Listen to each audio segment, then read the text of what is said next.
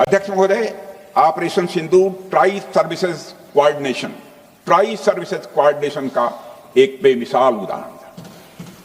जब भारतीय वायुसेना ने आसमान से हमले किए, हमारी थल सेना ने जमीन पर मोर्चा संभाल लिया।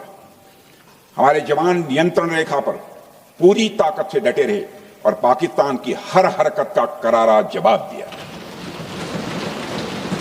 अध्यक्ष महोदय, भारतीय नौसेना ने भी, लोग पूछते हैं भारतीय नौसेना का क्या रोल था, भारतीय नौसेना ने भी उत्तरी अरब सागर में अपनी तैनाती मजबूत कर दी। भारतीय नौसैनिकों ने पाकिस्तान को यह साफ संदेश दिया कि हम समुद्र से लेकर जमीन तक पाकिस्तान के हर महत्वपूर्ण ठिकानों पर प्रहार करने में न केवल सक्षम हैं बल्कि हम तैयार हैं। अध्यक्ष महोदय, इस ऑपरेशन का मकसद टेररिस्ट कैंप्स और उनके सपोर्टर्स को टारगेट करना, उन्हें नेस्त नाबूद करना था और यह साफ संदेश देना था कि भारत आतंकवाद के विरुद्ध जीरो टॉलरेंस रखता है। भारत ने कार्रवाई इसलिए रोकी क्योंकि कॉन्फ्लिक्ट के पहले और उसके दौरान जो भी पॉलिटिकल और मिलिट्री ऑब्जेक्टिव्स तय किए गए थे उसे हम पूरी तरह से हासिल कर चुके थे। इसलिए यह कहना, यह मानना कि यह ऑपरेशन किसी दबाव में रोका गया था, यह बेबुनियाद है और सरासर गलत है। अध्यक्ष,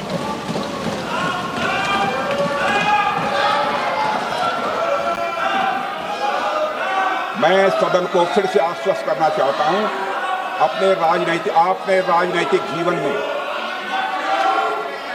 अध्यक्ष महोदय, मैं आपके माध्यम से सदन को आश्वस्त करना चाहता हूं, अपने राजनीतिक जीवन में जानबूझकर कभी भी असत्य न बोलूं, इसकी भरपूर कोशिश की है मैंने, चाहे सदन हो अथवा सदन के बाहर। अध्यक्ष महोदय, मैं आपके माध्यम से सदन को यह भी अवगत कराना चाहता हूं,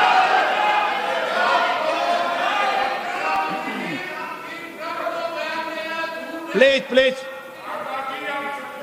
बैठिए।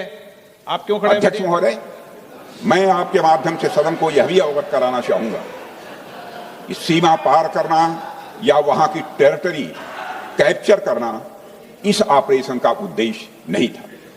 ऑपरेशन सिंदूर प्रारंभ करने का मकसद था अध्यक्ष महोदय, उन टेरर नर्सरीज को खत्म कर देना जिन्हें पाकिस्तान ने बरसों से पाला पोसा था। और यह ऑपरेशन उन मासूम परिवारों को न्याय दिलाने के लिए लॉन्च किया गया था जिन्होंने पाक स्पॉन्सर्ड टेररिस्ट अटैक्स में अपने प्रियजनों को खोया था। हमारी सेनाओं ने सिर्फ उनको टारगेट किया जो इन आतंकियों को सपोर्ट करते हुए भारत पर हमला करने की कोशिश में लगातार शामिल थे। अध्यक्ष महोदय, ऑपरेशन सिंदूर का ओवरऑल पॉलिटिको मिलिट्री ऑब्जेक्टिव यह था कि आतंकवाद के रूप में प्रॉक्सी वार लड़ रहे पाकिस्तान को सजा दी जाए और इसी वजह से आर्म फोर्सेज को पूरी आजादी दी गई थी कि वो अपने टारगेट खुद चुने और करारा जवाब दें। और इस ऑपरेशन का उद्देश्य कोई भी युद्ध छेड़ना नहीं था, बल्कि फोर्स के डिमॉन्स्ट्रेटिव यूज से एडवर्सरी को झुकने के लिए मजबूर करना था। 10 मई की सुबह जब भारतीय वायुसेना ने पाकिस्तान की मल्टीपल एयरफील्ड्स पर करारा प्रहार किया तो पाकिस्तान ने हार मान ली। अध्यक्ष महोदय, और हॉस्टिलिटी रोकने की कोशिश की। अब रोक दीजिए महाराज। उन्होंने एक कोशिश की, हमारे डीएमओ से बात की, महाराज अब रोक दीजिए, बहुत हो गया। यह पेशकश इस कैबिनेट के साथ स्वीकार की गई थी। सुने, रुकिए तो रुकिए, बता दो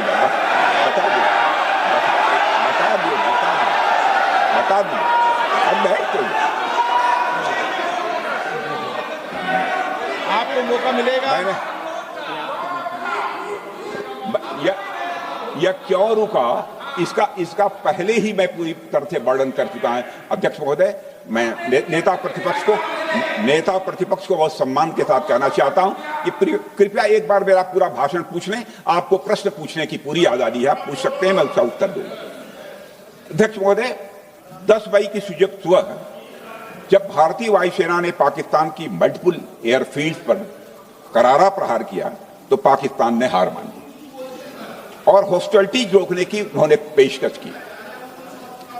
यह पेशकश इस कैविएट के साथ स्वीकार की गई हम लोगों के द्वारा कि यह ऑपरेशन केवल पाज किया गया है, स्थगित किया गया है, यह ऑपरेशन समाप्त नहीं हुआ है। अध्यक्ष महोदय, अगर पाकिस्तान की ओर से भविष्य में कोई भी मिस एडवेंचर हुआ तो यह ऑपरेशन, अध्यक्ष महोदय, मैं सदन को आश्वस्त करना चाहता हूं, दोबारा प्रारंभ हो।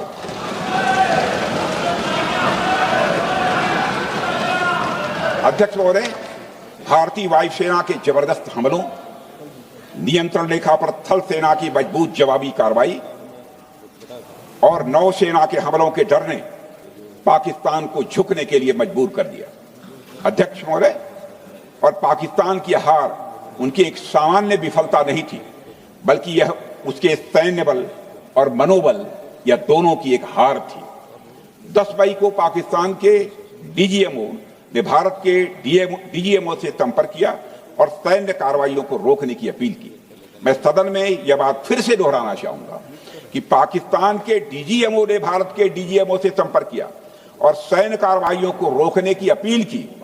12 मई को दोनों देशों के डीजीएमओ के बीच औपचारिक संवाद हुआ और दोनों पक्षों ने सैन्य कार्रवाइयों पर विराम लगाने का निर्णय लिया। अध्यक्ष महोदय, हमारे सैनिकों का जो मनोबल, मातृभूमि की रक्षा करने का जो उनका समर्पण है, ऑपरेशन सिंदूर के दौरान उसका दर्शन 140 करोड़ से अधिक भारतवासियों ने देखा। मुझे खुद भी और प्रधानमंत्री जी को सीमावर्ती क्षेत्रों में जाकर हमारे जवानों से मुलाकात का अवसर मिला है। अध्यक्ष महोदय, श्रीनगर के मिलिट्री बेस पर, भुज के एयरबेस पर, उधमपुर के कमांड सेंटर पर, हर जगह प्रत्यक्ष मैंने अपनी आंखों से देखा कि हमारे सैनिकों का मनोबल अपनी पूरी बुलंदी पर था। उनकी आंखों में विश्वास है और उनका संकल्प अडिग है। वे न केवल भारत की सीमाओं की रक्षा कर रहे हैं, बल्कि हमारे राष्ट्रीय स्वाभिमान की भी, अध्यक्ष महोदय, रक्षा कर रहे हैं।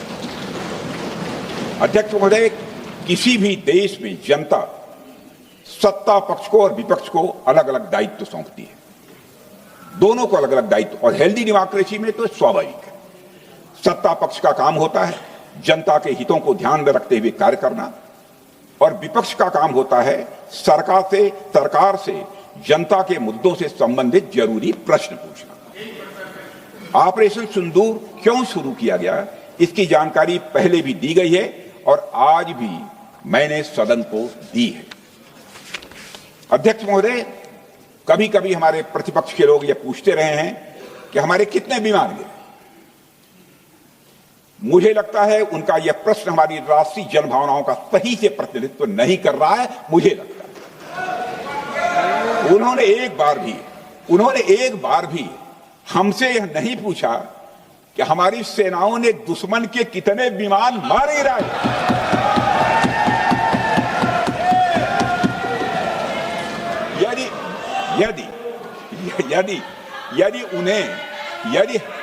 यदि उन्हें प्रश्न पूछना ही है अध्यक्ष महोदय, तो उनका प्रश्न यह होना चाहिए, क्या भारत ने आतंकवादी ठिकानों को तबाह किया?